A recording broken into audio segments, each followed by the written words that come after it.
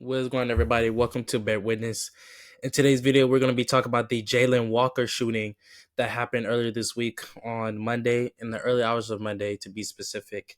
And a lot of the information I have gathered from ABC News tells us that Jayland Walker was being pulled over by the Akron Police Department, by an Akron, the police officer, and Jayland Walker failed to comply with the police officer and failed to stop to the traffic violation or the traffic stop, and ultimately led the Akron officers on a high-speed chase. And then one specific thing to note, during the high-speed chase, Jayland Walker discharged a firearm during the high-speed chase, which deemed him a high-level threat, which may in the future they may have to use deadly force or lethal force. Now, after the high-speed chase, Jayland Walker decided to go ahead and jump out of his moving car. One thing to note, that Jayland Walker apparently threw his gun in the car, so which makes him an unarmed suspect. One thing to note. He jumps out of his moving car, dumps his firearm into the car, and leads officers on a a foot pursuit. Now, towards the end of the pursuit, to end the foot pursuit, right? I guess Jayland Walker surrendered. I don't know, with all the information that NBC News has put out so far, but the foot pursuit ended with Jayland Walker's life being taken, unfortunately, with officers shooting 90 rounds plus, with 60 of them hitting Jayland Walker. Now, it was 8 police officers who fired the 90 rounds plus and 60 hitting Jayland Walker, so 8-to-1 ratio. And like I said, there's 3 things to be noted. Jayland Walker discharged his firearm during the high-speed chase.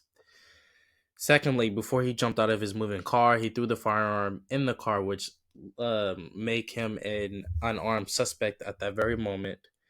And then we have to think about, where was Jayland Walker when the officer shot 90 plus rounds at him and 60 hitting him? Because in my opinion, I feel like 90 plus 60 hitting him is overdoing it, way overdoing it. Now, this is coming from a civilian standpoint. So if you're a police officer or has combat experience, please let me know and educate me of why you feel like the officers or what the officers did is justified, or you think it might be a little overdoing it, but we don't blame him. Now, then we have to talk about Jayland Walker. What was Jayland Walker hiding? To what I know, it seems like he didn't have any arrest warrants. And if he did, okay, we can see why he's running. But if he didn't really have a criminal record, or he, didn't have an arrest warrant, why was he running? What was he hiding? Why did he have to shoot at the officers? Why couldn't he just comply with the traffic stop, right? Because if he complied, more than likely, he would have been alive. So there's a lot of questions, but I mean, 2 sides, in my opinion, kind of, for sure Jayland Walker was in the wrong. But the police officers, hey, why you have to shoot off 90 plus rounds, 60 times hitting him at one guy? It's 8 of you guys, right? But like I said, this is coming from a civilian standpoint with the officer side. If you are an officer, combat experience, I say again, please give me your perspective down in the comment section. But I also want to hear from you guys. What do you think about this shooting? Apparently, Akron has shut down the city for 4th of July. There will be no events going on because the police department is afraid, or they're preparing for a possible outrage or resistance and gathering, riots, whatever you call it, protests against the Jayland Walker shooting. Right now, the country's a little bit on edge because the Roe v. Wade overturning, the Jayland Walker thing just happened.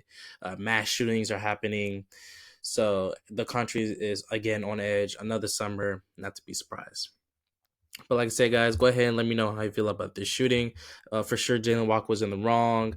I feel like, I'm not surprised this police officer shot and killed him, but I don't think 90 plus rounds, 60 times hitting him is necessary.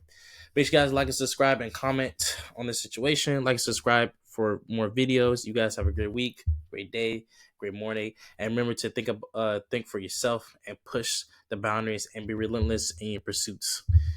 You guys have a great day. Peace.